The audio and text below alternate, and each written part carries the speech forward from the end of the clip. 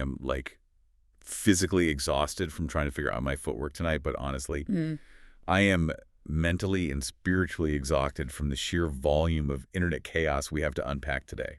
Oh, it is a complete wasteland out there right now. A beautiful, incredibly messy wasteland. Like, you need to pull over if you are driving. You need to sit down if you are standing up. The absolute state of the timeline today is just smoking, smoldering ruins. My jaw has been on the floor since 8 in the morning. Literally same. I haven't known peace all day. Babes, welcome back. By the time you hear this, it'll almost be the weekend. Happy weekend, babes. Happy weekend, you guys. We barely made it, but we're here. Tonight's gossip dropped a little late, you know. So, babes, we are officially in our twilight recording session era. And honestly, The vibes are immaculate. the vibes are immaculate. Yes, babes. The mint and juleps are flowing tonight. The ice is clinking. And honestly, these drinks are giving severe southern boat baddie energy. Oh my God, yes. I am already mentally picking out the wicker furniture for our dramatic, sprawling lake house. I mean, I don't even own a lake house, but I am fully envisioning these massive, perfectly matching, oversized nautical throw pillows. They cost way too much money and offer absolutely zero lumbar support. None. And I need to be wearing like an oversized floppy sun hat and a completely crisp matching linen set just to go to the grocery store by the marina. I am fully acting like a rich southern divorcee tonight. The specific kind with very dark secrets and a massive canary yellow diamond ring she inexplicably kept in the settlement. Right. And an emotionally unavailable ex-husband named Beau. Or wait, maybe Tucker. Definitely Tucker. Yeah. Tucker, who practically lives at the golf course and only communicates through aggressive lawyers. And obviously we're starting bitter, earth-scorching family feuds over inheritance money. Money that doesn't even exist yet. Just generational marina drama. And we are hosting highly chaotic brunches near the docks where everyone drinks bottomless mimosas and aggressively spills secrets. While complimenting each other's sundresses with fake smiles. And we pretend we casually own a massive yacht named The Delusion. The Delusion, yes. If you see us waving from the deck of a boat named The Delusion, just know we have peaked. But taking a step back from our own delusion for a second, babes, we also went to bachata dance class tonight. Oh, God, we did. And honestly, it was amazing. It was deeply humbling is what it was. Psychologically scarring, even. I mean, we did not know what we were doing at all. I went in there with so much unearned confidence. I was fully trying to look incredibly sexy, giving face, while being completely confused about my footwork. Your brain and your feet were in two completely different time zones. They were. We got humbled immediately by the instructor, like within the first 30 seconds. He just looked at us with sheer pity. But wait, for exactly 3 minutes during the middle of the routine, I felt like the hottest person alive. I was like, yes, I am a sensual, rhythmically gifted bachata goddess. And then reality crashed down and we realized that dancing is actual rigorous, sweaty cardio. So much sweat. And we accidentally took the choreography way too seriously, staring intensely at ourselves in the mirrors like we were in a music video. Totally offbeat, missing every cue. Are we good dancers? Absolutely not. But babes, the vibes were there. The delusion was palpable. Okay, babes, let's discuss weekend plans, because I desperately need to recover from the physical trauma of that class. I am planning a cozy, emotional reset weekend. Oh, please explain. I'm talking reading exactly 3 chapters of a book and falling asleep. Solo iced coffee runs where I stare thoughtfully out the window.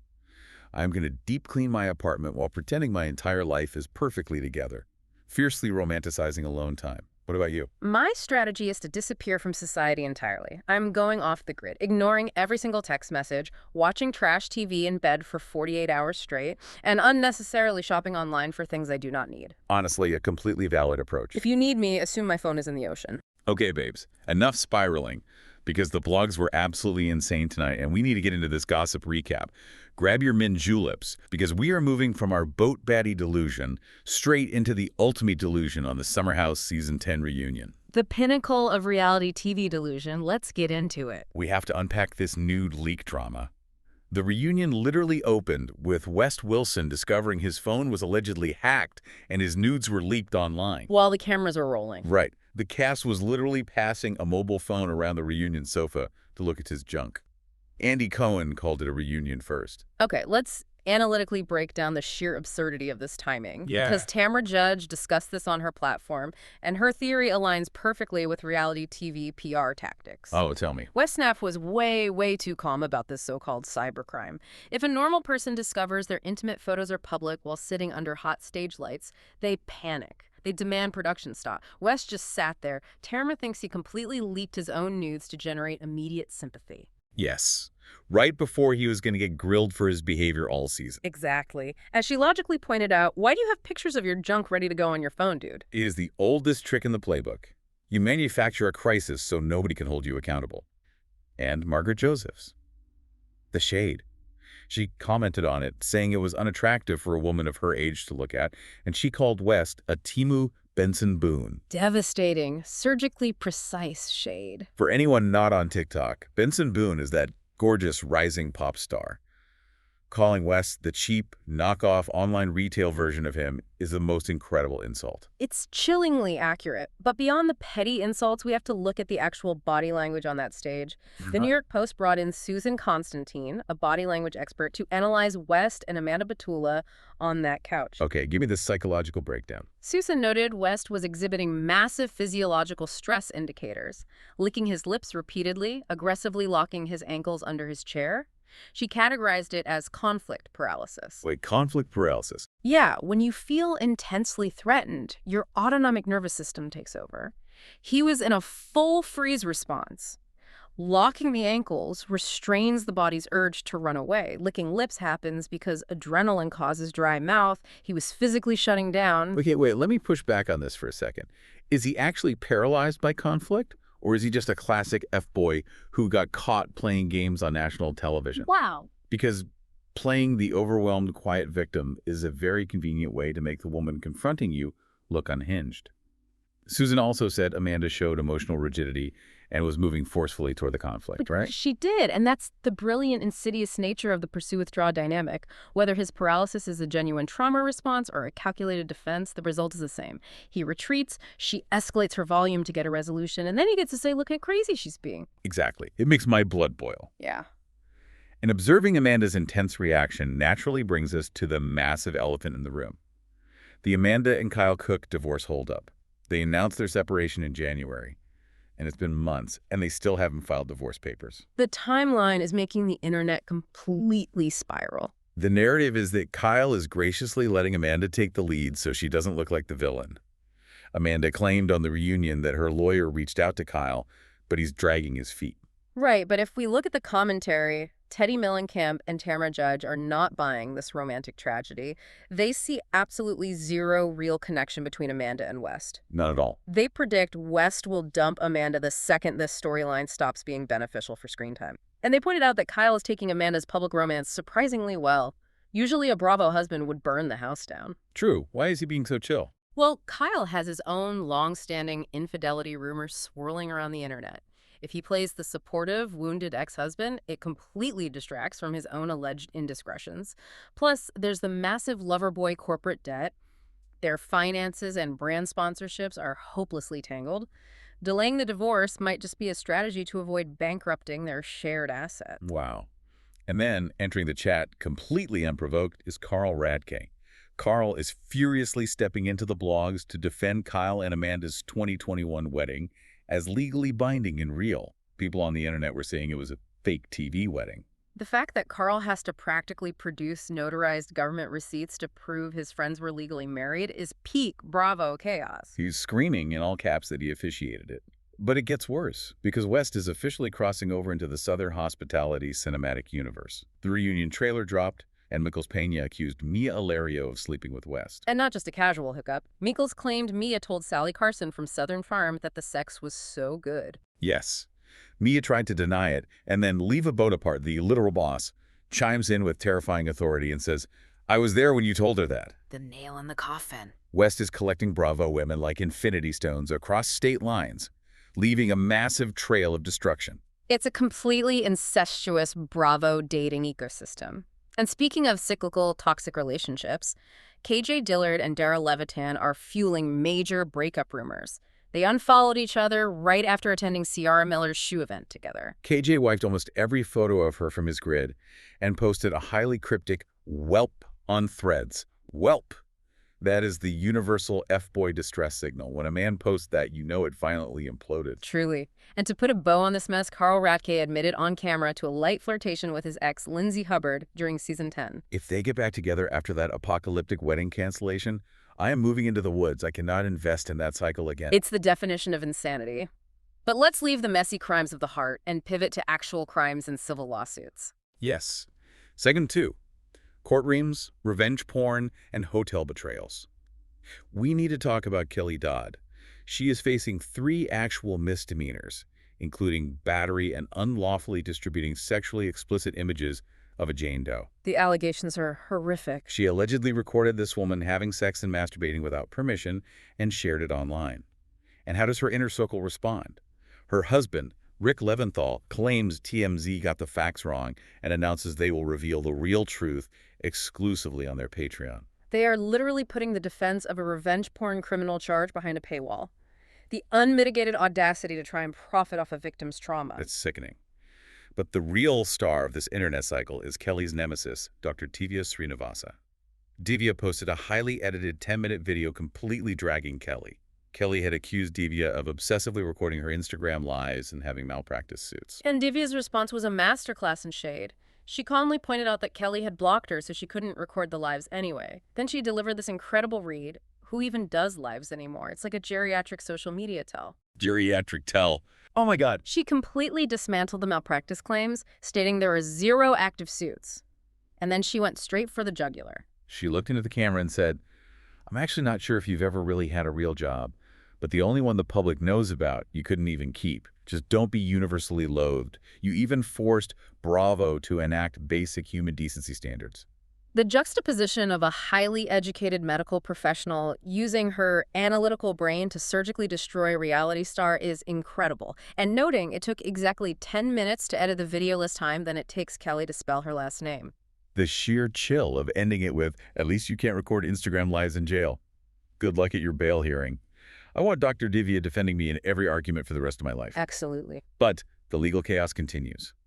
We have to examine this lawsuit involving Josh Goldstein from Love Island. He is suing Hyatt Hotels for $50,000, and this sent me into a complete paranoid spiral about hotel security. The implications are genuinely alarming. You assume a hotel is a safe haven. Josh claims someone called the front desk, claiming to be his sister, Lisa Beth. The tragic part is his actual sister passed away in 2021. But this employee, Megan Gideon, allegedly just believed the caller. No security questions, handed over his room number, his whereabouts, everything. The hospitality industry is shockingly vulnerable to social engineering. But the twist here is malicious. Josh alleges the caller was his vindictive ex-girlfriend, Brianna Lombardo, using this info to track him and spread cheating rumors. Which hits him right in the wallet. He claims he lost a $4,000 brand deal with a clothing company called Comfort. And people scoff at $4,000, but influencer morality clauses are strict. The second a toxic drama trends, brands pull the plug. That's just the immediate loss. The reputational damage costs tens of thousands in future leverage. It is a nightmare. How does a major hotel just hand over your itinerary to a random voice? Anyone could call and get your exact room number. I am never staying in a hotel again. I'll be aggressively sleeping in my locked car. It's a massive breach of protocol. But examining breaches of trust brings us to Deanna Pappas from The Bachelorette. She is accusing her ex-husband, Steven Stagliano, of deliberately hiding assets and committing financial fraud during their divorce. This hurts because they were the picture-perfect Bachelor success story. They announced their friendly separation in 2023, and now she claims he secretly withdrew massive amounts of money from his retirement account, which she is legally owed a cut of. Steven is clapping back in court documents, legally admitting to withdrawing the funds but arguing a defense of necessity. He claims he used it for basic living expenses for their kids and is in severe financial distress. He insists he didn't know he was violating a court order. But it's the exact same script every time. It starts with a highly curated Instagram post about an amicable separation, and 2 years later it devolves into a vicious, forensic accounting bloodbath. The friendly Instagram post is just the polite appetizer for the hidden offshore account's main course. It's the grim reality of untangling a 10-year financial partnership. So grim. Okay, from financial crimes, we find ourselves looking at the moral bankruptcy over in the Teen Mom universe. Segment 3. Swamp monsters and teen mom chaos. Let's take a deep breath before we wade into this psychological swamp. We have to start with Janelle Evans fleeing to Florida. Paparazzi spotted Janelle and David Eason, her swamp soulmate, who she literally just had a restraining order against, packing a moving van in Vegas. And naturally, Janelle is wearing a massive medical boot and using crutches. She consistently utilizes visible orthopedic accessories during times of intense public scrutiny. It's her signature method of visually broadcasting victimhood. It's her uniform. So they're moving to Florida, and Brianna DeJesus immediately hit Snapchat to establish a perimeter. She basically said, "Do not bring this darkness to my state. Move to Alaska instead." Brianna was fiercely articulate about why she cut Janelle off. She absolutely cannot support Janelle because she took David back after his child abuse charges against Jace, and after Janelle herself accused David of possessing items related to the sexual exploitation of a minor. Brianna literally said she can't support someone who puts their kid last for some pedo junk. And Janelle, possessing zero self-awareness, leaked their private texts to defend herself. A terrible strategy. She calls Brianna toxic AF, tells her to keep her legs closed, and then the most hypocritical sentence ever, she tells Brianna to go be a mom. The psychological projection required to type those words is staggering. I physically yelled at my phone. Janelle Evans, who famously pulled a firearm in a road rage incident with her kid in the car, who lost custody to her own mother, is telling Brianna to go be a mom. Brianna is messy on TV, but she actually raises and protects her kids. It is deeply delusional. It defies all logic. But the darkness doesn't stop there. We have to discuss Amanda Connor, Ryan Edwards' wife. This is so sad and chaotic. Yeah. Amanda was arrested for a DUI and felony child abuse because their young daughter, Presley, was in the car while she was allegedly driving under the influence. And Ryan Edwards actually called the cops on her. Let's contextualize that. Ryan Edwards, a man with one of the most public, harrowing struggles with severe addiction in reality TV history, felt compelled to call the police on his own wife to protect their child. After the arrest, Amanda took to TikTok to post this raw confession video. She admitted she relapsed on hard drugs after 3 years of sobriety, blaming it on getting too comfortable. And she's doing this TikTok vlogging while visibly wearing a court-ordered ankle monitor. Yes. She literally looked into the camera and said, "We ain't getting those sweet MTV checks no more, so TikTok vlogs, here I come." That is the dark reality of the modern influencer era. When they lose the MTV safety net, they immediately turn to trauma vlogging to generate ad revenue. Monetizing their rock-bottom moments to pay rent, it's a bleak dystopian cycle. And looking at bleak futures, we have this unexpected teen breakup. Bella Vaughn, who was 16 from the TLC show Unexpected, confirmed she broke up with her baby daddy, Hunter Johnson, who was 14. 14 years old. He cannot legally drive a golf car or watch an R-rated movie, and he is a father. She posted, "They broke up because he lied," which sounds like a normal high school breakup, except they share an actual infant. And 2 days later, he was already talking to someone new. But the real profound drama is the adults pulling the strings.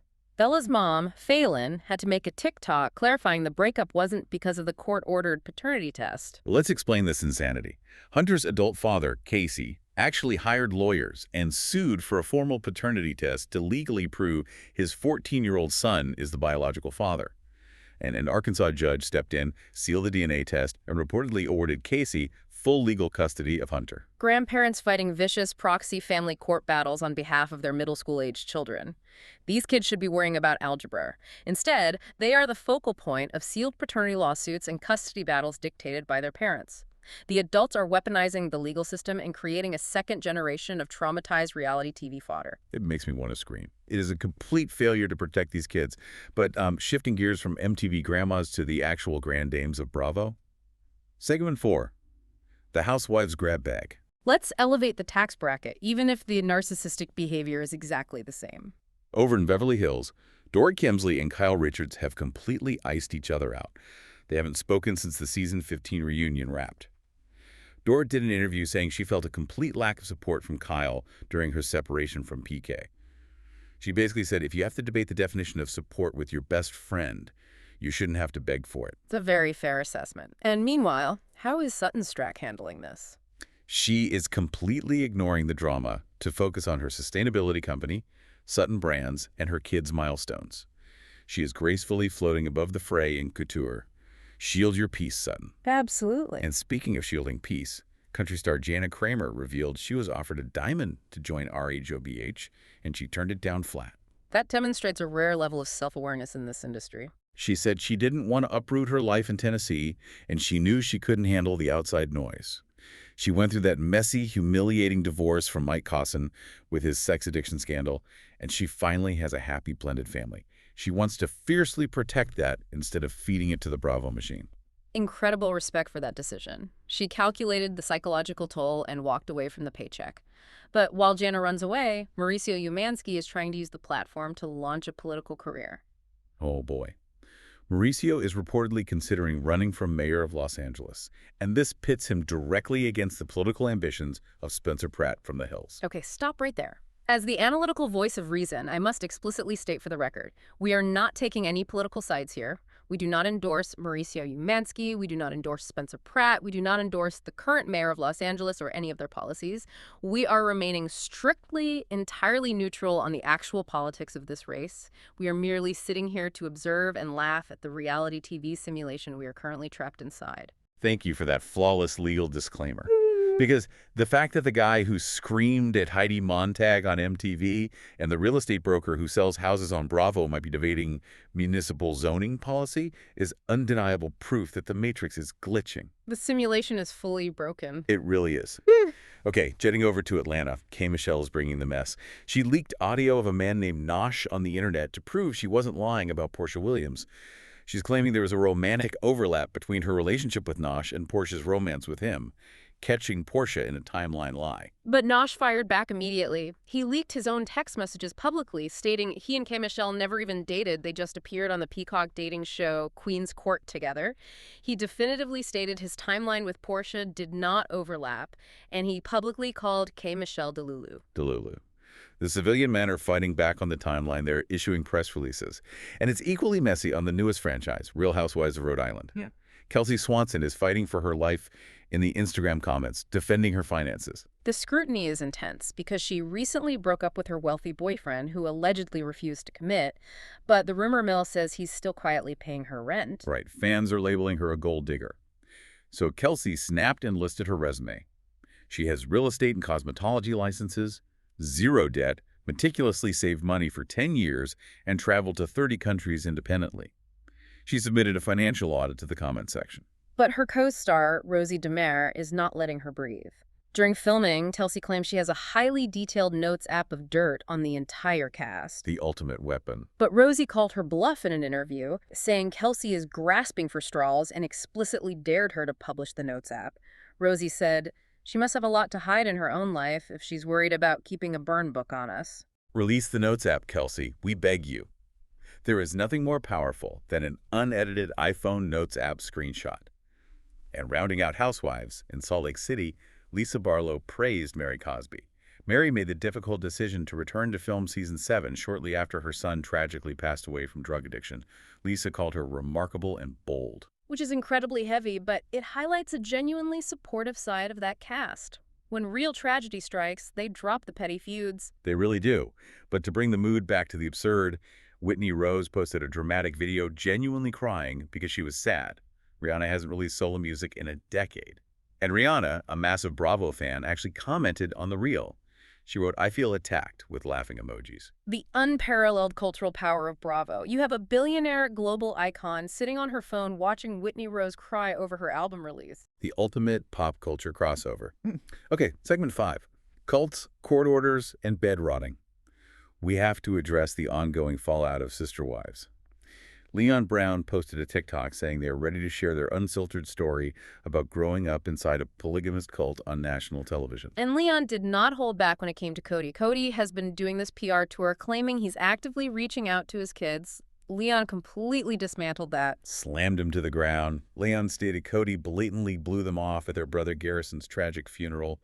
Leon looked into the camera and called Cody a liar and a joke of a father. Stripped his victim narrative in one post. There is a profound cultural shift happening. The children forced onto reality TV are now adults with their own platforms, aggressively taking back their narratives from the parents who exploited them. It's a reckoning. A massive reckoning. And speaking of Mormon reality TV logistics, we have to talk about the secret lives of Mormon wives. Producer Jeff Jenkins dropped a bombshell about Season 5 regarding Taylor, Frankie Paul, and Dakota Mortensen. The legal nightmare of producing this show must be aging the legal department in dog years. So after their domestic incident and police investigation, a judge issued official 3-year stay-away restraining orders against both Taylor and Dakota. They legally cannot be within 100 feet of each other. So the producer admitted they simply cannot film together for season 5. Think about the sheer logistical nightmare of producing an ensemble reality show when your two main cast members legally cannot exist in the same zip code. Production assistants probably have to form human perimeters with walkie-talkies to ensure they don't cross paths in a soda shop parking lot. The liability is astronomical. They are basically filming 2 separate shows. But if you think that's insane, nothing prepares you for the final story. Reality TV has officially jumped the shark. There is a brand new YouTube series hosted by London Laserson called The Bed Rot Challenge. I genuinely thought this was a satirical article. I cannot believe it's real. It is entirely real. They are offering a $100,000 cash prize to the reality star who can stay in a designated bed the longest without touching the ground. Literally getting paid to bed rot. And the cast is stacked. Natalie Anderson and Carolyn Wigger from Survivor, Vanna Einerson from Love Island, Chase McWhorter from Mormon Wives. Bed rotting is a psychological response to severe burnout, and we have turned it into an endurance sport. I am fully spiraling over this. I do this highly specialized skill for free every single Sunday. I am an elite bed rotter. I can stay horizontal, scrolling TikTok, eating snacks for 18 hours straight. Where is my check? I would absolutely decimate these amateurs. You would absolutely win. You have trained for this your entire adult life. It is my calling. But that realization brings us to the end of tonight's incredibly unhinged recap. Before we sign off, I want to drop a final provocative thought to chew on. We started talking about leaked nudes passed around a reunion couch and ended talking about reality stars getting paid $100,000 to lay paralyzed in a bed while former MTV stars monetize their court-ordered ankle monitors on TikTok. Are we watching the dying gasp of traditional reality TV or just its final, most dystopian evolution? When trauma is live-streamed for pennies, what is left for the genre to explore? Oof, that is incredibly dark and incredibly deep. Chew on that existential dread while you make your weekend plans. And Snark Squad, thank you so much for hanging out with us tonight. We desperately want to know, what are your ideal weekend plans? Are you doing an emotional reset or disappearing from society? Do you think you would survive a bachata class? Are mint juleps classy or dangerous? And please get in the comments and tell us what celebrity drama currently owns your timeline. We read every single comment, so give us your hottest takes. And please remember to like, comment, subscribe, and share this gossip session with your messiest bestie. Yes, have the absolute best weekend. Stay messy, stay iconic, and babes, we'll see you on the Snark side.